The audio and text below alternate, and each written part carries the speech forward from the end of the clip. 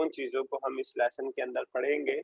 اس lesson کو پڑھنے کے بعد ہمیں معلوم ہو جائے گا کہ وہ کون کون سی چیزیں ہیں جو نماز میں بالکل ضروری ہیں, جو اگر نہ ہو تو وہ نماز نہیں مانی جاتی, اور الگ الگ اسکالرس کی کیا رائے ہے اس سلسلے میں, اور کیا چیز ہے جو اگر ہم چھوڑ دیں تو نماز ہو تو جائے گی لیکن کمی رہے گی نماز کے اندر. کچھ چیزیں ایسی ہوتی ہیں نماز کے اندر جس کو چھوڑنے سے نماز خراب ہو جائے گی, پھر سے آپ کو پڑھنا پڑے گا. کچھ چیزیں ایسی ہوتی ہیں نماز خراب تو نہیں ہوگی لیکن جو ہے صرف اور صرف آپ کا نماز کے اندر کمی آ جائے گی. ٹھیک ہے, چلیے کون پڑھے گا؟ سر میں پڑھوں؟ پڑھو جیسے. نماز کی شروعات. نماز شروع کرنے شروعات سے نہیں, پہلے شرائط.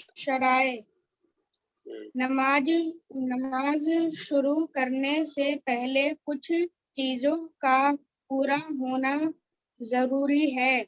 انہیں نماز کی شرائط کہتے ہیں. جب تک یہ شرطیں پوری نہ ہو نماز شروع نہیں کر سکتے. اگر شروع کر دی تو نماز درست نہ ہوگی. نماز کی شرطیں درج ذیل ہیں. ٹھیک ہے, تو سب سے پہلے کہہ رہے ہیں نماز کے شرائط. شرائط ایسی چیز ہوتی ہے جو کسی چیز کا انٹیگرل پارٹ نہیں ہوتا ہے, کسی چیز کا حصہ نہیں ہوتا ہے, لیکن اس چیز کے لیے وہ چیز ضروری ہوتی ہے. تو نماز کی شرائط وہ چیزیں ہیں جو نماز کے اسٹارٹ کرنے سے پہلے آپ کو پورا کرنا ضروری ہے.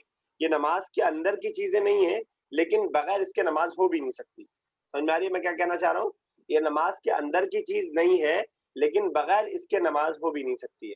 کہہ رہے نماز شروع کرنے سے پہلے کچھ چیزوں کا پورا کرنا ضروری ہے. انہیں نماز کی شرائط کہا جاتا ہے. شرائط وہ چیز جس کا پورا کرنا اس چیز کے شروع کرنے سے پہلے ضروری ہو.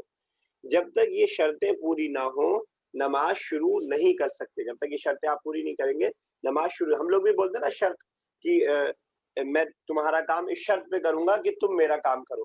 ابھی کام اسٹارٹ نہیں ہوا ہے, شرط کیا لگی ہے کہ پہلے آپ یہ کرو تب ہم تمہارا کام اسٹارٹ کریں گے. ٹھیک ہے, تو اگر شروع کر دی تو نماز درست نہ ہوگی. نماز کی شرطیں درج ذیل. تو اگر ان میں سے کوئی ایک چیز بھی, ساری چیز نہیں, کوئی ایک چیز بھی کسی نے جان بوجھ کر کے چھوڑ دیا اور پورا نہیں کیا ہے تو اس کی نماز صحیح نہیں ہوگی اور کوئی فائدہ اس کے نماز پڑھنے کا نہیں ہوگا. تو وہ کون کون سی شرائط ہیں؟ 6 شرطیں ہیں جو نیچے آ رہی ہیں, آپ کو ایک ایک کر کے بتائیں گے.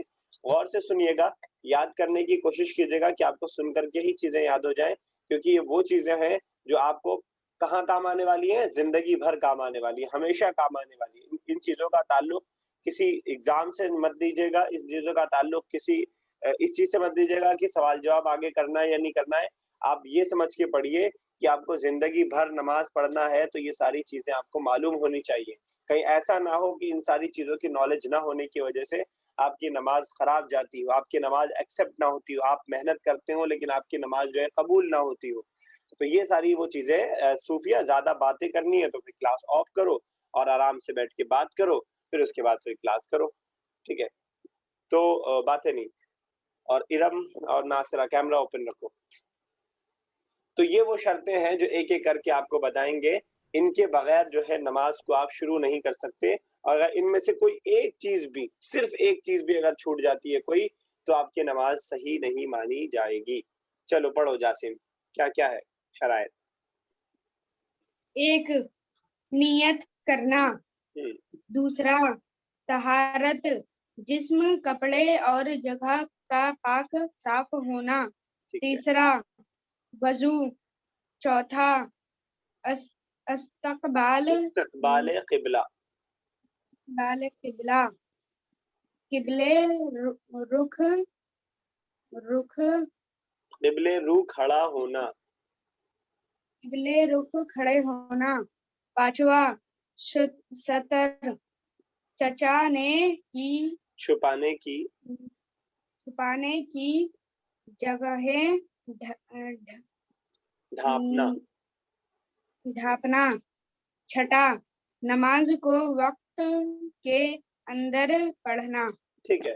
تو یہ 6 چیزیں ہیں جو شارٹ کٹ میں آپ کے سامنے بتا دی ہے, اس کی ڈیٹیل زیادہ نہیں دی ہے. سب سے پہلی چیز کیا چیز ضروری ہے نماز کے لیے, کیا شرط ہے؟ نیت کرنا. یعنی آپ جو بھی نماز پڑھنے جا رہے ہیں اس کی آپ نیت کریں.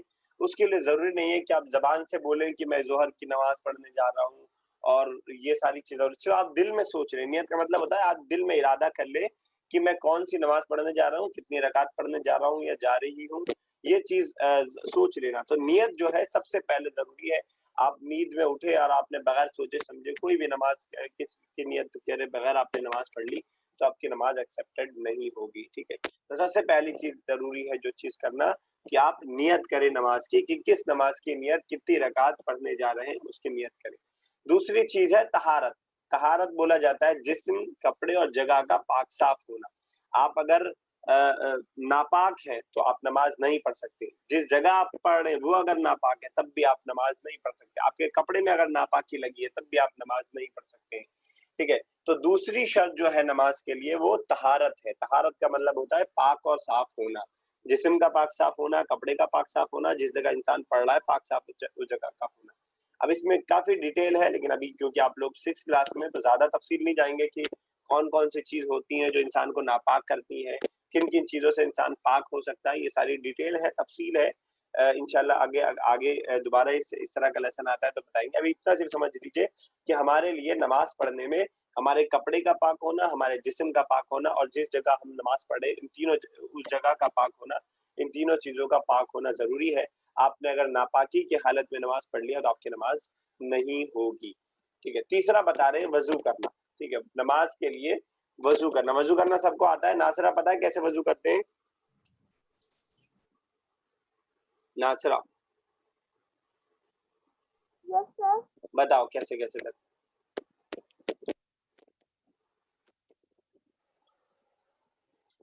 بتاؤ ناصرہ, یا بول دو نہیں پتا مجھے. سر ہم بتائیں, بتاؤ. سر ہم بتائیں. چلو ثنا بتاؤ. سر سب سے پہلے تو دونوں ہاتھوں کو گٹوں سمیت دھونا. ٹھیک ہے.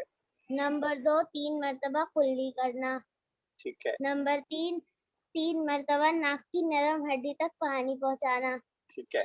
نمبر 4 پیشانی کے بالوں سے تھوڑی کے نیچے سے ایک کان کلو سے دوسرے کان کلو تک پورا چہرہ دھونا. Very good. ٹھیک ہے. نمبر 4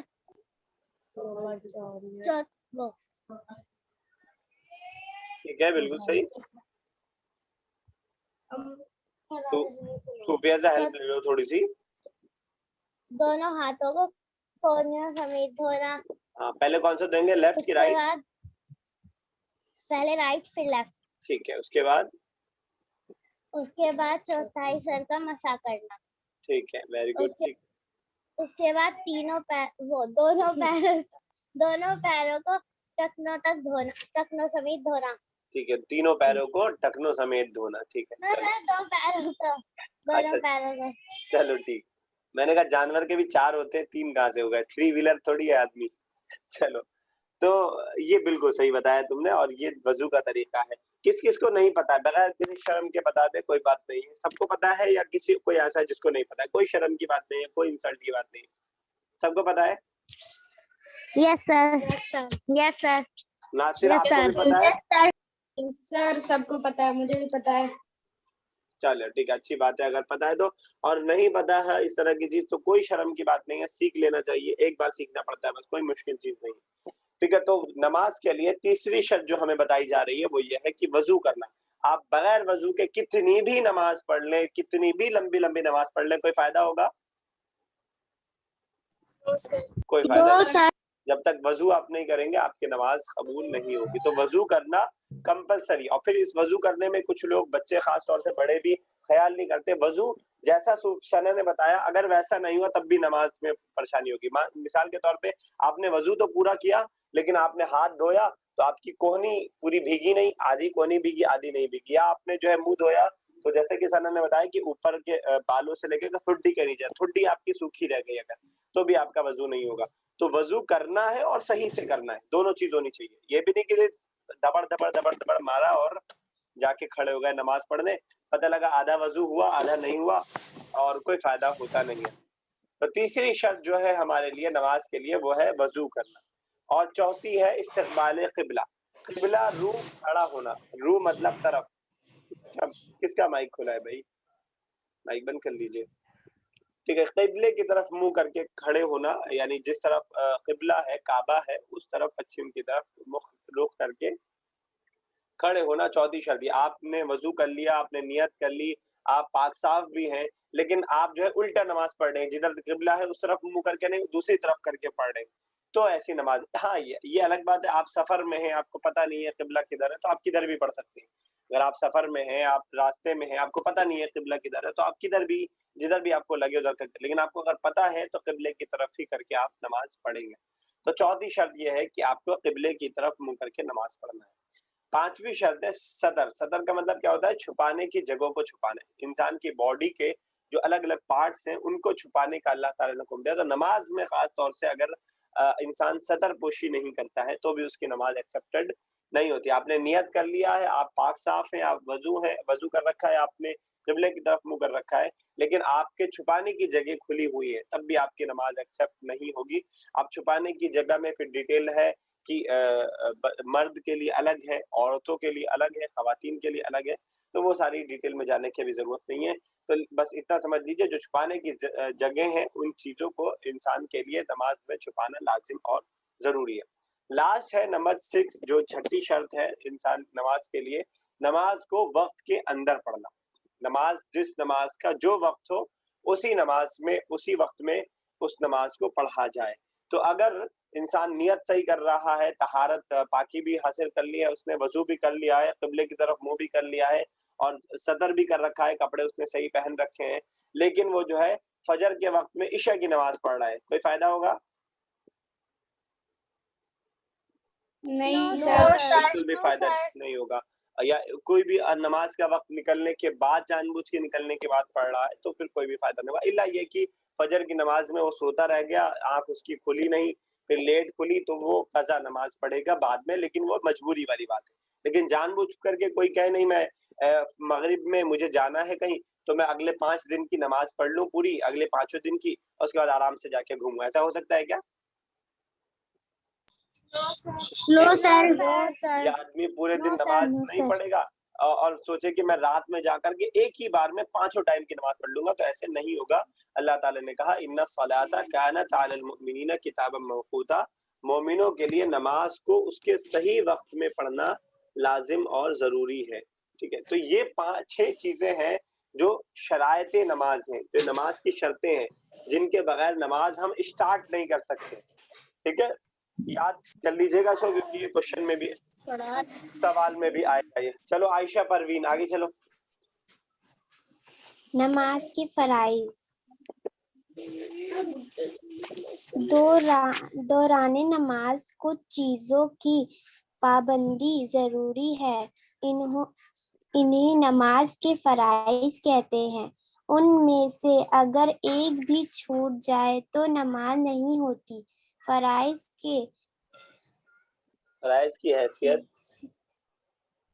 کی حیثیت وہی ہے جو ایک عمارت میں کھمبوں کی ہوتی ہے, اس لیے انہیں نماز کے ارکان یا ستون بھی کہتے ہیں. ٹھیک ہے, اب یہ ابھی شرائط جو ہم نے پڑھی, یہ شرائط نماز کے اسٹارٹ کرنے سے پہلے کے بارے میں تھی. ٹھیک ہے, نماز کے اسٹارٹ کرنے سے پہلے کن چیزوں کا کرنا ضروری ہے. میں نے بتایا وہ نماز کا پارٹ نہیں ہے, لیکن بغیر اس کے نماز ہو بھی نہیں سکتی ہے. اب جو بات آ رہی ہے نماز کے فرائض, یہ وہ چیزیں ہیں جو نماز کے اندر جن چیزوں کا کرنا ہمارے لیے ضروری ہے, اگر ان میں سے کوئی چیز اگر ہم چھوڑتے ہیں تو ہماری پوری نماز خراب ہو سکتی ہے. ٹھیک ہے, تو کہہ رہے ہیں دوران نماز کچھ چیزوں کی پابندی ضروری ہے. نماز کے بیچ نماز پڑھتے ہوئے کچھ چیزوں کی پابندی, کچھ چیزوں کو فالو کرنا, کچھ چیزوں کو کرنا ضروری ہے. انہیں نماز کے فرائض کہتے ہیں. ان کو کیا کہا جاتا ہے؟ نماز کے فرائض کہتے ہیں. اگر ان میں سے اگر ایک بھی چھوٹ جائے تو نماز نہیں ہوتی ہے. فرائض کی حیثیت وہی ہے جو ایک عمارت میں کھمبوں کی, ایک بلڈنگ کے اندر پلرز کی جو امپورٹنس ہوتی ہے, پلرز کی جو حیثیت ہوتی ہے, وہی ایک نماز کے اندر فرائض کی اہمیت ہے، اس لیے انہیں نماز کے ارکان یا ستون بھی کہتے ہیں. ارکان پلرز کو کہا جاتا ہے، تو اس لیے ان کو جو ہے پلرز یا ستون بھی کہا جاتا ہے. نماز کے پلرز یا نماز کے ستون، بغیر اس کی آپ کی نماز گر جائے گی. جیسے بغیر کھمبوں کے آپ کی بلڈنگ گر جائے گی، ویسے اس کے بغیر آپ کی نماز ایکسیپٹڈ نہیں ہوگی، قبول نہیں ہوگی، صحیح نہیں ہوگی. اب وہ کون کون سے فرائض ہیں اور کون کون سی چیزیں ہیں جو کمپلسری ہیں انسان کے لیے نماز کے اندر. ٹھیک ہے، چلو سر ہم پڑھے. کون؟ صوفیہ. کون؟ سر ہم پڑھے. چلو صوفیہ پڑھو.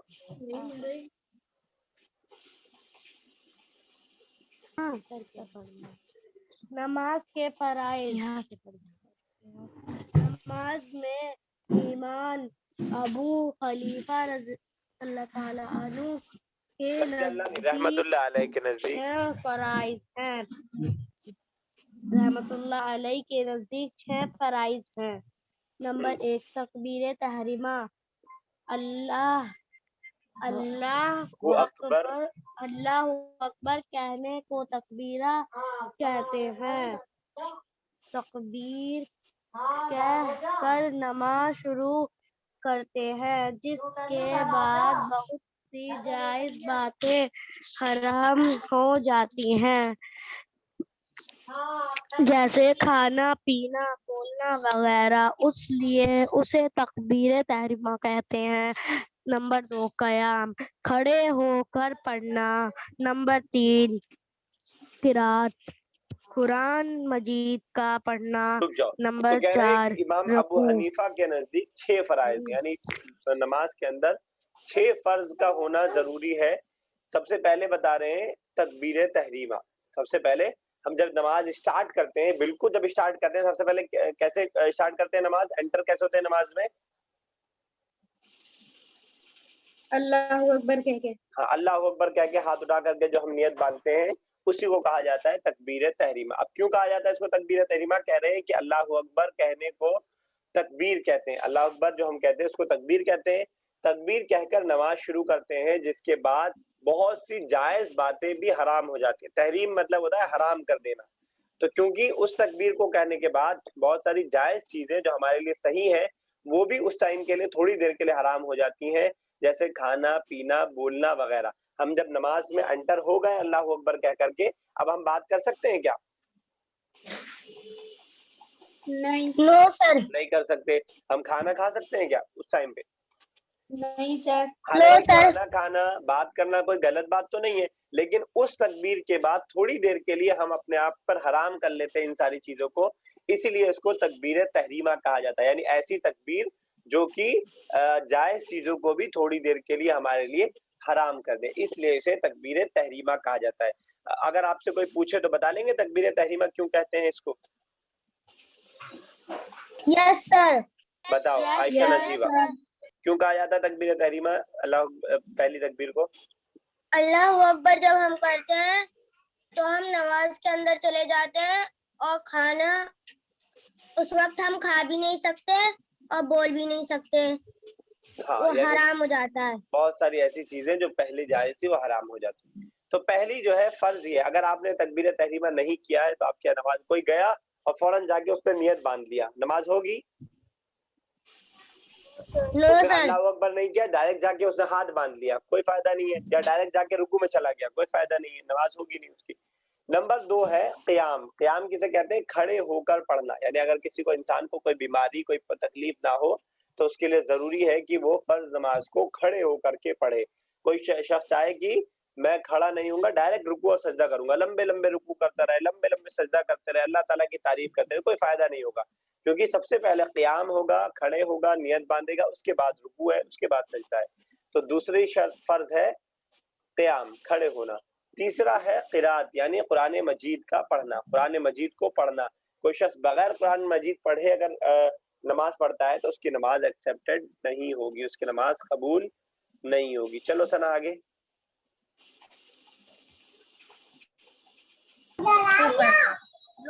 نمبر 4 دونوں ہاتھ. ثنا ملک نمبر 4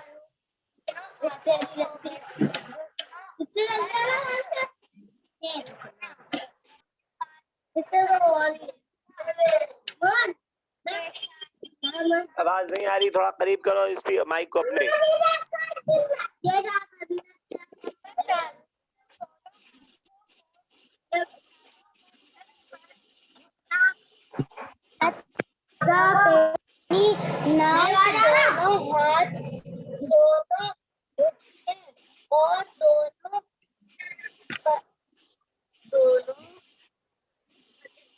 दोनों पंजे जमीन पर फेंकना। नंबर 6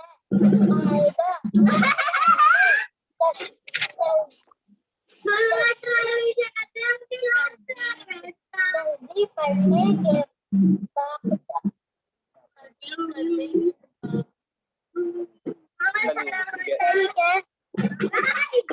चलिए, तो 14 फर्ज बता रहे हैं रुकू करना। और क्या चीज एक जरूरी है इंसान के लिए नमाज के फराइज में? रुकू करना जरूरी है। बहुत असल में शोर आ रहा है आपकी तरफ से, आवाज भी आपकी क्लियर आ रही है, पीछे कोई बच्चा चिल्ला रहा है इसलिए मैंने रोक दिया। तो 14 क्या है? रुकू करना, दोनों हाथों को घुटनों पर रख कर, ठीक है, झुकना। रुकू आप जानते हैं किस तरह किया जाता है, उसको कहा जाता है रुकू करना। 5वां है सजदा करना। कोई शख्स बगैर रुकू के नमाज पढ़ेगा, नमाज नहीं होगी। 5वां है सजदा करना। कोई शख्स बगैर सजदे के नमाज पढ़ेगा, नमाज नहीं होगा। सजदा किसे कहा जाता है? आप जानते हैं, पेशानी, नाक, दोनों हाथ, दोनों घुटने और दोनों पंजे जमीन पर टिकाना, इसको क्या कहा जाता है? सजदा करना। हाँ, देख लीजिए क्या क्या है। पेशानी भी है, नाक भी है, दोनों हाथ भी है, दोनों घुटने भी है और दोनों पंजे भी है। इसमें अक्सर और बेशतर गलती जो लोग करते हैं, नाक बहुत सारे लोगों की जमीन पे नहीं टिकी रहती है, सिर्फ अपनी पेशानी टिकाते हैं और सारी चीजें टिकाते हैं, लेकिन नाक हवा में रहती है, नाक भी उसके अंदर इंक्लूड है। ये सारी चीजें जमीन पे जब एक साथ टिक जाती हैं तो इसको कहा जाता है सजदा करना। तो ये भी जरूरी है, कोई शख्स सारी नमाज पढ़ जाए और सजदा ना करे तो उसकी नमाज एक्सेप्ट नहीं होगी। नंबर 6 है कादाए अखीरा, तशहुद पढ़ने के बकदर बैठना। सलाम फेरने से पहले हम लोग जो बैठते हैं उसको बोला जाता है कादे में बैठना, और तशहुद बोला जाता है अत्तहियात को। तो अत्तहियात पढ़ने के लिए जो हम बैठते हैं उसको बोला जाता है तशहुद में बैठना। तो तशहुद में बैठना, अत्तहियात पढ़ने के लिए बैठने को कादा कहते हैं। 3 या 4 रकात वाली नमाज में 2 कादे होते हैं। दूसरी रकात के बाद अत्तहियात पढ़ने के लिए बैठने को कादा ऊला कहते हैं, और तीसरी या चौथी रकात के बाद अत्तहियात पढ़ने के लिए बैठने को कादा अखीरा। अगर 4 रकात है आपकी तो आपको पता है कि 2-2 का पेयर्स बनता है। नमाज के अंदर रकात जो होती है 2-2 रकात का पेयर्स बनता है। तो पहली 2 रकात के बाद जो बैठा जाता है उसको बोलते हैं कादा ऊला, और फिर तीसरी रकात को छोड़ने के बाद जब चौथी रकात पे हम जब बैठते हैं तो उसको बोला जाता है कादा अखीरा। तो कादा अखीरा का बैठना आपके लिए फर्ज है, बगैर उसके नमाज नहीं होगी। कभी अगर आप कादा ऊला भूल गए तो हो सजदा सौ करके आप नमाज को पूरा कर सकते हैं, आपकी नमाज एक्सेप्ट हो सकती है।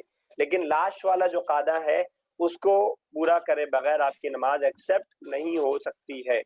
ठीक है, आज यहीं तक रहने देते हैं, काफी टाइम हो गया। इंशाल्लाह नेक्स्ट क्लास में स्टार्ट करेंगे। नेक्स्ट क्लास में मैं पहले आपसे पूछूंगा जो मैंने आज पढ़ाया है कि बताइए नमाज के शराइत क्या क्या है, नमाज के फराइज कितने हैं, शॉर्ट में आपको बताना है। उसके अलावा नियत कैसे की जाती है, इस्तकबाल क़िबले का क्या मतलब है, और जो है तकबीर तहरीमा को तकबीर तहरीमा क्यों कहते हैं, तकबीर तहरीमा किसे कहते हैं। ठीक है, ये सारी चीजें मैं आपसे नेक्स्ट क्लास में पहले पूछूंगा।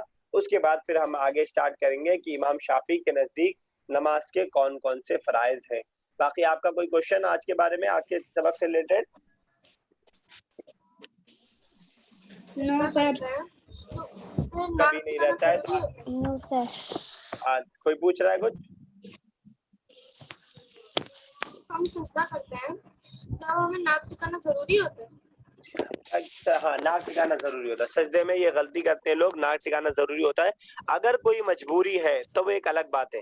कोई शख्स है, बूढ़ा है, वो कुर्सी पे बैठ के पढ़ रहा है, वो जमीन पे नहीं टिका सकता है, तो वो बाकी अगर आदमी सही सालिम है तो नाक टिकाना जरूरी होता है। और बहुत से बच्चे क्या बड़े भी इसमें गलती करते हैं, बहुत सारे बड़े लोग भी इसमें गलती करते हैं और नाक को हवा में रखते हैं। ठीक है सर, बहुत सारे लोग तो ऐसे भी होते हैं जो पीछे ही मुड़ के देखते हैं सजदे में। हाँ, वो तो खैर वो तो बिल्कुल अलग ही किस्म के लोग होते हैं, उनका तो कुछ कही नहीं जा सकता। लेकिन जो लोग सही नमाज पढ़ते हैं उनमें से कुछ लोग ऐसे होते हैं जो علم نہیں ہوتا, نالج نہیں ہوتی, اسی لیے ہم لوگ نالج حاصل کر رہے ہیں تاکہ ہمیں, اسی لیے میں نے آپ کو بار بار میں کہتا ہوں کہ اسلامیات کا سبجیکٹ کسی ایگزام کے لیے نہیں ہے, کسی ٹیسٹ کے لیے نہیں ہے, کسی کوشچن آنسر کے لیے نہیں ہے. اسلامیات کا سبجیکٹ آپ کی ہمیشہ کی زندگی کے لیے, یہ ہمیشہ کام آئے گا. آج سے لے کر کے آپ جوان ہو جائیں گے, بوڑھے ہو جائیں گے, تب تک یہ کام آئے گا اگر آپ کو یاد رہتا ہے یہ ساری چیزیں تو. ٹھیک ہے, چلیے ٹھیک ہے, چلیے سوال کیا کیجئے, جہاں جو چیز سمجھ میں نہیں آئے ضرور پوچھا کیجئے, دوبارہ ریپیٹ کروائے کیجئے, مجھے کوئی پرابلم نہیں ہے. جتنا زیادہ آپ سمجھیں گے اتنا میرے لیے اچھا رہے گا. ٹھیک ہے, چلیے ٹھیک ہے, آج کے لیے اتنا ہی. انشاءاللہ نیکسٹ کلاس میں ملیں گے, اس کو کنٹینیو کریں گے اور ہم پریویس نالج بھی چیک کریں گے کتنا آپ کو یاد ہے. السلام علیکم ورحمۃ اللہ وبرکاتہ. السلام علیکم ایک منٹ اٹینڈنس نہیں لیا میں نے, رک جاؤ میں فوٹو کھینچ لوں اس کا پہلے. ایک منٹ, مجھے یاد آ گیا. کوئی لیفٹ تو نہیں ہوا نا ابھی؟ چلیے ٹھیک ہے, اب جا سکتے ہیں آپ لوگ.